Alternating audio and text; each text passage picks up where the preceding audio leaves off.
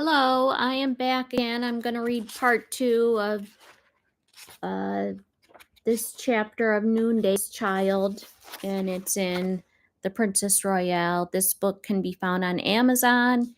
You can also download it for 1 credit on Audible. It's a wonderful read and it's a wonderful listen to. But I'm going to read it to you today for free, so I hope that helps you in your pocketbook.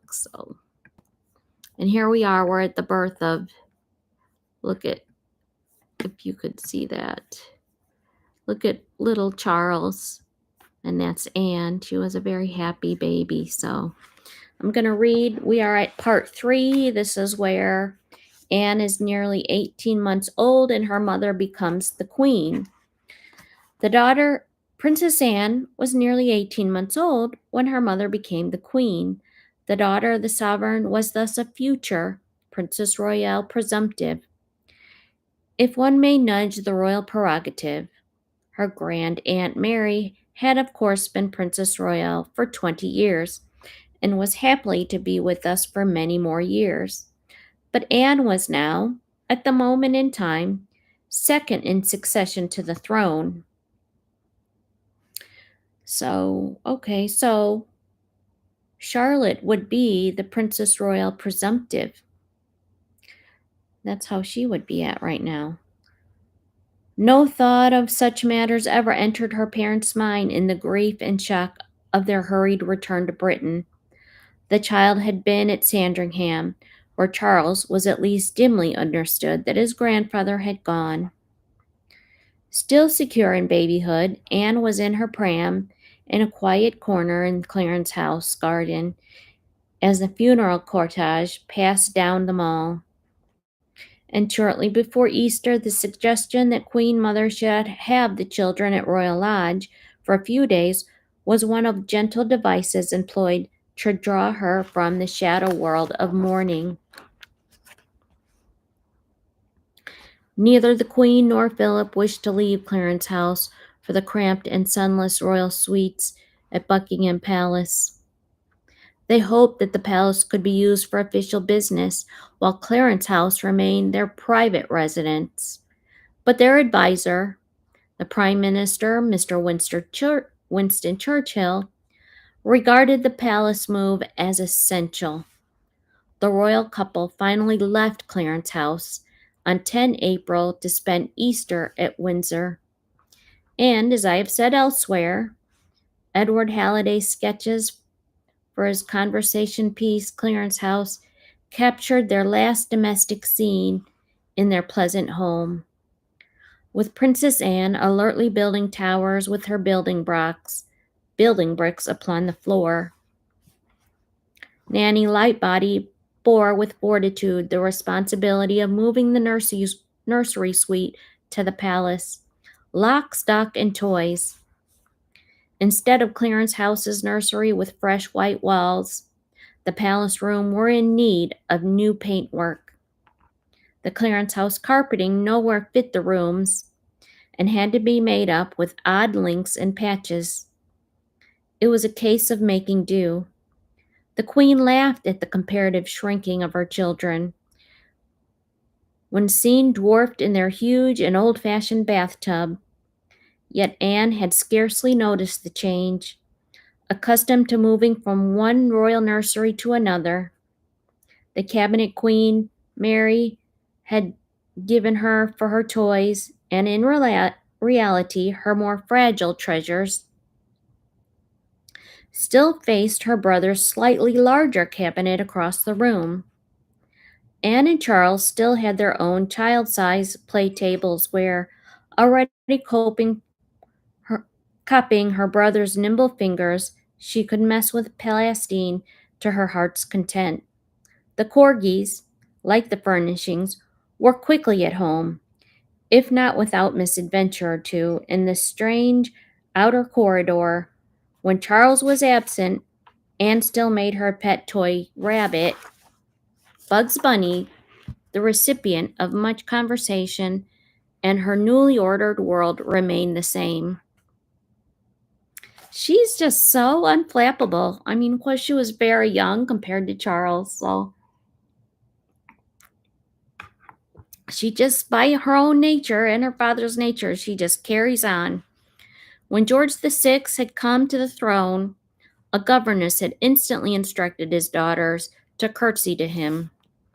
But Elizabeth and Philip, they just could not bear such protocol with their own family, and it was quickly discontinued. Well, they were only 2 and 4.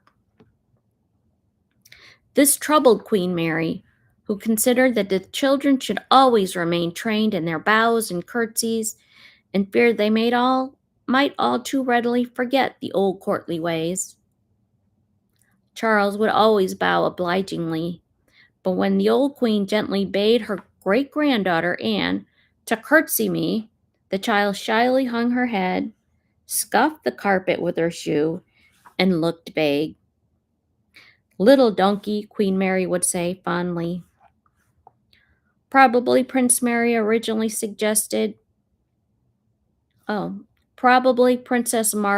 originally suggested, and Queen Mary certainly encouraged, the game of coronations, which caught the imagination of both children as the preparation for the great event went forward. During Great-Grand's last Christmas, there were opportunities for dressing up. From the deep Sandringham costume chests, and back in London, the children were taken to see the seamstresses working on the velvet train their mother was to wear. Peeping at the soldiers marching in the palace forecourt, Anne announced one morning that the coronation had already begun, only to be loftily informed by her brother that it was just the changing of the guard. Not yet 3, Anne remembers the coronation only with a sense of being closeted without Charles or Nana or Mamma. The normally sisterly fury at being left behind, she says, and then of playing with a lot of invited friends until her father let her out with Charles on the palace balcony, where she waved with a puzzled frown at the great sea of people. "I was allowed to do that," she said. She had already ridden with her brother in the gold coronation coach, drawn round a courtyard of the Royal Mews during a rehearsal. During June, indeed, she twice stood on the palace balcony, looking alarmed at the noise and fervor of the crowds. First when her mother wore the crown, and then again when the Queen was in red-coated military uniform for her official birthday. On her 3rd birthday, Anne was more impressed by the strange need of playing hostess to a number of cousins. And they were a number of cousins for whom I couldn't have cared less. The party was in fact staged in the somewhat backstage Tinwig of Balmoral, a corrugated iron extension structure with a playroom, where the children would make such a noise as they liked, and an old upright piano accompanied ring of roses and musical chairs. Almost most of the guests brought gifts. The store of the playthings in her nursery cupboard never increased. Toys were regularly parceled off to children's hospitals faster than new supplies came in. Anne had reached the wait-for-me age of scampering after her elder brother. But she feels sure that Charles looked on while she climbed the trees. A view confirmed in my own memento collection of early photographs, when Charles first rode a borrowed Shetland. Anne was lifted into the saddle and keenly tried to learn how to hold the reins, though so much younger. Her first pony, a strawberry roan named William, was indeed purchased for both children to ride when Anne was barely 3, a calculated stratagem to hold their interest while their parents were away on the Commonwealth tour with which coronation year had concluded. Their grandmamma also accompanied them at a time with a gift of 2 South American lovebirds, which they were permitted to house in the nursery provided they cleaned out the cages themselves. The session with sand, seed, and water became a daily chore, and whenever the children went away to the Royal Lodge at weekends, they politely had to ask the nursery footman, please, to look after David and Annie, as the pair were named, as a special favor. Anne took to such an interest in Annie that she trained her to come and perch on a stick held out of arm's length and exercise invariably eagerly practiced the moment the children returned home for a weekend. Early convinced that she could thus charm the birds, the little princess found the budgeries at Royal Lodge unpromising recruits, though a visit to the aviary remained one of her regular daily pleasures. Life with Grandmama in 1953 and 1954 also had the attraction of the little house, the child-sized model cottage in its garden glade, which had been a gift to the Queen as a little girl from the people of Wales. Anne and Charles supposedly looked after the little house while Mummy was away, sedulously dusting and polishing and serving sponge cake refreshments to Nana. The paneled living room was a replica 54 inches high and 7 feet square, a space into which their grandmama squeezed like an obliging giantess, announcing she felt very cozy as a rabbit in a hutch. But best of all, Anne spent hours pedaling a toy wooden pony and a trap across the lawns. She loved riding the old rocking horse that decorated the hallway of Royal Lodge. The domestic arts seldom held her attention for long. On the other hand, the picture postcards from her parents arrived in mysteriously sealed envelopes. They were carefully kept, useful in geography lessons some years later, and coloring her first impressions of the variety and extent of her mother's realms.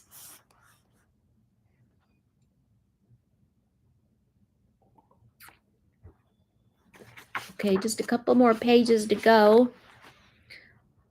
Life without Mommy was, of course, the unchanging calm and placidity of life with Nana and Mabel. Miss Helen Lightbody, a Scotch woman, then in her mid-30s, had begun her unstinted dedication to children with the family of Jedburgh doctor on leaving school, and, after varied experience, she spent 6 years of nursery responsibility with 2 young Gloucester princes, William and Richard. If she seemed a disciplinarian, her strictness was based on her firm belief that royal children, like other children, could be too readily indulged and spoiled. Miss Lightbody ruled the royal nursery indeed with impeccable order. Her more serious difficulties occurred with staff who glibly attempted to introduce their friends on visits while the Queen was away, with 2 nursery maids and an attendant footman, known as the nursery page, a detective on call, and, in the Queen's absence, her chauffeur. Mr. Purvey, the nursery, was amply staffed as the nurseries of any earlier generation. And it's important to point out here that Charles and Anne were closer in age to William and Richard, and I suspect that our current Prince William, the Prince of Wales, has been named after the other Prince William who had passed away at an early death. He was set to be the Duke of Gloucester, and his brother Prince Richard had to go in and, pretty much stop his life, and he carried on to and rose up to be the next Duke of Gloucester when he died in the 1970s. So they're an amazing family, the Gloucesters. So Mabel Anderson, the assistant nursemaid, was also Scottish to her fingertips, the daughters of a policeman who had been killed in the Blitz. Her mother came from Elgin, and after the death of a breadwinner, the family had returned there, only just down the road from the commotion of the Gordonston rugger field. Like Bobo McDonald, formerly the Queen's nanny, Mabel's Mabel's sense of vocation had originated in looking after a young sister, followed by 6 years of nursemaid experience, and again, like Bobo, Mabel had never lost her inner wonderment at her turn of fortune in working for the Queen. Other nannies have progressed, like Miss Lightbody, but recommendation from one royal household to another, Mabel Anderson had inserted an advertisement. Mabel Anderson had inserted an advertisement in the Situations Wanted column of a nursing magazine. And to her astonishment, she found herself being interviewed by the then Princess Elizabeth a week or two later. Glasgow-born Miss Catherine Peebles also presided over the nursery schoolroom, though at first she had little to do with Anne. Recruited from the then Duchess of Kent staff at Coppins, where she had formerly been governess to the young Prince Michael of Kent, Miss B, as the children nicknamed her. She would appear for a storybook reading or an elementary drawing lesson on Miss Lightbody's afternoons off. These were the hours when Miss Anderson took charge, and as if aware of a more relaxed atmosphere, Anne occasionally attempted some of her wilder, if barely brief, tantrums. She broke rules with impunity in imperiously dragging Charles, his most cherished mechanical toys, from his personal cupboard. But she received one of her first firm spankings after a scene of raging defiance when refusing to put her own toys tidily away. During the Commonwealth tour, Miss Lightbody and Miss Peebles shared the joint responsibility of writing a report or a letter to the Queen once a week on the children and their activities. I would like to hear about the little everyday things the Queen had suggested. And so the news sped to Fiji and Tonga of Anne's first dancing lesson with Miss Vicani, of a rainy afternoon when she became intensely preoccupied with plasticine, a popularity of a washable doll destined to be prematurely worn out with intensive scrubbing. The children went to Sandringham for Christmas with their grandmother, and on Christmas morning their parents telephoned them from New Zealand. The Queen confessed to her hostess that she found it a great comfort to hear her daughter's rippling laughter on the other side of the world. Perplexed by hearing her mother's familiar yet disembodied voice, Anne thereupon watched the telephone very closely on some days. Looking at the telephone, she said, "That's my mama and papa," she would say to visitors, pointing at the photograph, and then announced, "They have telephoned, you know." To help disperse the miles, the Queen commissioned an artist, Ulrika Forbes, to undertake some sketches of Anne and to send to the Queen. And we pleasantly see the most appealing, friendly child throughout her intent vision. Small yet tall for her age, shaking my hand with a surprising firm grip. These courtesies were observed. The little girl asked if she could see into her visitor's handbag and offered in return to show the contents of her own, opening it to disclose a powder puff, an old notebook, and a doll's clock. Invited to do some drawing herself, she was soon smothered in red chalk and produced a squiggled, alleged to be Charles going down the passage. "It's very good," said Miss Forbes. "It's better than mine." But Anne gave her an old-fashioned look and said firmly, "No, yours is better."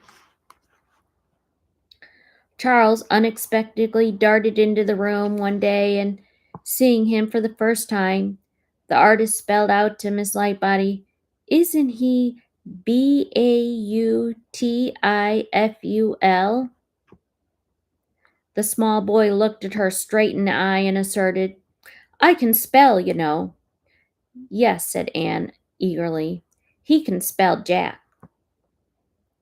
Then, at the last sitting, when Nana began to gather up the crayons and toys that Miss Forbes had brought to amuse her, the princess unexpectedly dissolved into tears. "Ulrika brought them for me," she sobbed. But Nana pointed out that Ulrika needed them for all the other little boys and girls she had to draw. And suddenly there was a complete change of front on Anne's part. The tears dried like magic, and she began to give me all her other toys as well to take to other little boys and girls. The tender charm and beauty of Miss Forbes' sketches brought tears of poignant pleasure to the Queen Mother's eyes, and they evoked in turn a remarkable sequel on the other side of the globe. On receiving the drawings in Canberra, the Queen felt she could not wait for a single unnecessary day to see the children. And yet the return journey stretched before her in a rigid itinerary of more than 100 typed pages. The Queen and Prince Philip had sailed outward bound on the liner Gothic, which they were to leave at Aden, and on the return journey in order to fly to Entebbe to open the Owen Falls Dam. They were then to rendezvous at Tobruk with the new royal yacht, the Britannia. But why would the children not sail without the yacht to join them? The wish flew into the net like a butterfly, and thus we find an event unprecedented in all annals of young princes and princesses, for on 15 April, the 5-year-old heir to the throne and his only sister climbed the gangplank of Britannia and so sailed together on the maiden voyage of the largest yacht in the world. The complement of passengers included 2 nannies and the governesses, all of them seasick in varying degrees. Although Charles and Anne recovered and found their sea legs within the day, on Prince Philip's suggestion to Miss Peebles, the nannies did not intervene except for meals and at bedtime. Most of the day, the children ran barefoot, and Anne deserted her dolls in favor of swabbing down the decks with her own small mop and pail. To complete the nautical scene, the pair had their own 4 sailors, deputed to take duty in looking after them 2 at a time. And so leading stroker Richard McGowan found himself playing tag with the princess, answering her constant questions, or if fell to leading stroker Charlie Rudder to comfort her if she grazed a knee or bumped her head. She cried sometimes, but only for a minute or 2. The ship's company, of course, immediately dubbed them the babysitters, but found that they took genuine pride in the title, and the years later, they were proud of it all. In Malta, Uncle Dickie and Aunt Edwina took charge of the children for a few days, demonstrating the fun of paddling in rock pools or exploring an aircraft carrier. Then on 2 May, off Tobruk, the Queen was at last piped on board the Britannia and rejoined her children after 5 months of separation. The Queen had left a baby girl and now found that she had a daughter. She was astonishingly grown. She was a baby no longer, but an individual little person, unexpectedly full of character, a daughter with a lively, quicksilver personality that was all her own. And that is the end of the first section of chapter of Princess Anne. She was the noonday baby, and these are the first few years of her life. So I'm going to end it right here, and we will pick up tomorrow in the next section, part 2, enthusiasms.